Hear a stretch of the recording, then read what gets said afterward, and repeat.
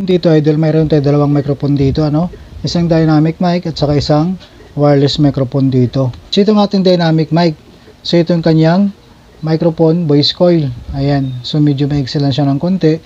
Tapos itong ating wireless microphone, ito naman yung kanyang microphone voice coil, ano? Ayan, so inalis ko siya para mapakita natin. So ang kanyang voice coil dito idol at saka yung voice coil ng ating dynamic mic, so halos pareho ang sukat. Ang laki niya pareho, mas mahaba lang itong ating wireless microphone. Ayan. Pero kasyang-kasya itong ating wireless microphone dito sa ating dynamic mic. Tapos itong ating dynamic mic kasya naman dito sa ating pang wireless microphone. Ito pala idol, sa ating mga wireless microphone, pwede natin gamitin yung ating voice coil sa ating dynamic mic. Ang ating wireless microphone, mayroon lang siyang board, ano? Ito, bubuksan natin yung ating wireless microphone dito. So itong lagayan ng kanyang voice coil, may thread siya, ano? Ayan. Tapos yung pinakaloob nito, mayroon siyang board. Tapos yung ating voice coil dito, mayroon siyang lagayan, ano? Mayroong positive sign at saka negative sign. Ito yon. Ayan. So may pula at saka itim. So yung pula positive, yung itim ay negative.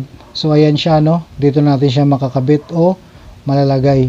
So ito naman yung kanyang digital para sa frequency. Makikita natin kung ano ang frequency sa kanyang microphone base doon sa wireless receiver niya, ano? Ayan, tapos itong pinaka-switch on niya. Ito. So yan lang pala idol, ano? Ito palang laman ng ating wireless microphone. So ang kanyang voice coil halos pareho sa ating dynamic mic. Pwede tayo magpalit ng voice coil na mas maganda kung hindi maganda yung tunog ng ating wireless microphone. So kahit anong voice coil pala dito, kasya dito sa ating wireless microphone, pati rito sa ating dynamic mic. Dito naman parting baba niya idol, ito yung lagayan ng kanyang battery. Ayan, double A. Ito, ayan.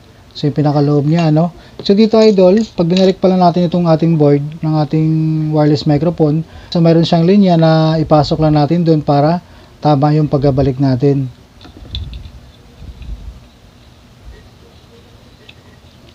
Ayan, oh, ayan. Tapos saka natin to ibalik yung pinaka voice coil niya dito sa lagayan. So hindi ko pa nahinang ito, hihinangin ko ulit na lang ito.